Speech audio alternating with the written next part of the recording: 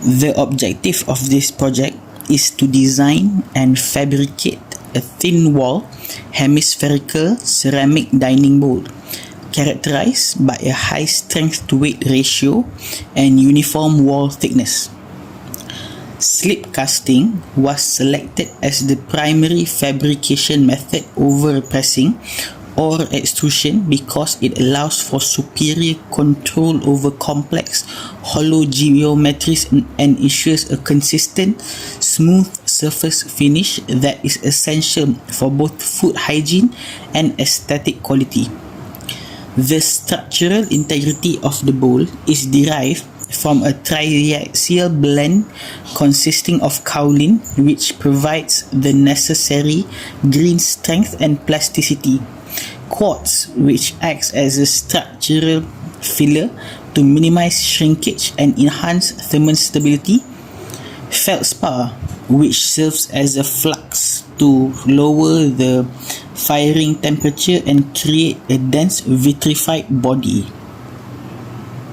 By carefully balancing this chemical composition, the group can precisely define the bowl's finest mechanical properties, ensuring it is durable enough for daily use while maintaining a delicate lightweight profile. Raw material extraction refers to the process of obtaining the main material used before polymer processing. Based on this experiment, the main raw material are rubber polymer such as SMR, SBR and EPDM. For SMR, it is natural rubber. It is extracted from latex of rubber tree through tapping process. The latex is then collected and processed into solid rubber. SBR and EPDM, it is synthetic rubber. They are produced from petroleum-based chemical through polymerization process in industry. Besides that, other additives such as zinc oxide, stearic acid, sulfur, SBC and TMTD are also used. These materials are obtained from chemical industry and are important to improve the properties of rubber during processing. Crushing and grinding is the process of reduce the size of raw material to make it easier for mixing and processing. However, in this experiment, crushing and grinding process is not directly involved because the material used, rubber and additive, are already in suitable form. Instead, the size reduction and mixing process is replaced by two roll mill process. In this process, the rubber is softened and broken down mechanically. Additives are mixed even into the rubber. The material becomes more uniform and easier to process. This step is important to ensure that all ingredients are well distributed before vulcanization. Mixing. In this stage, we prepared the plaster mold by mixing plaster of Paris with water using a ratio of 1 part water to 3 parts plaster. First, the water was measured, and the plaster powder was added gradually into the water while stirring continuously. This method helps prevent lump formation and ensures uniform mixing. A smooth plaster slurry was obtained and immediately poured into the mold frame before it hardened. Proper mixing is important to produce a strong mold with a smooth surface. Molding. Once the plaster mold was ready, the triaxial ceramic slip was poured into the bowl-shaped mold. Ceramic particles accumulated along the inner surface of the plaster mold as a result of the mold absorbing water from the slip. The bowl shape was produced by this process, which is producing a solid ceramic layer. Once the required thickness was reached, the extra slip was poured out. Before drying, the molded bowl was left inside the mold for about 15 minutes to gain strength. After the casting process is complete, the product is known as greenware, which means the ceramic is still soft and contains a high amount of moisture. In the drying stage, the product must be dried slowly at room temperature. This is important to prevent cracking and ripping caused by uneven shrinkage. In addition, proper moisture control is essential because rapid drying can create internal stresses within the material, leading to defects. Therefore, the product is usually left to dry naturally before proceeding to the next stage.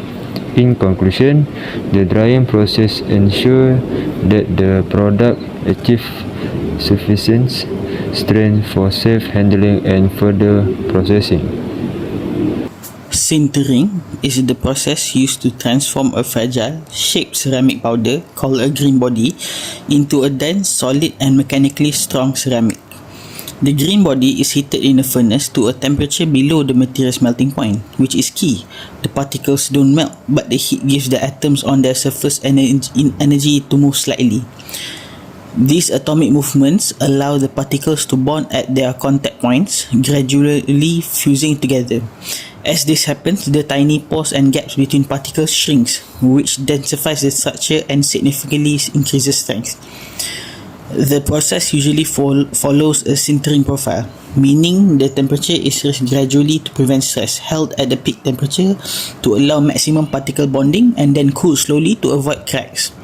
Sintering typically occurs in a controlled furnace environment, sometimes with specific atmosphere like air, inert gas or vacuum to prevent unwanted chemical reactions. The result is a solid ceramic that retains the original shape of the mold but is now durable, stable and ready for finishing or use. After sintering, the cooling process is just as important as the heating.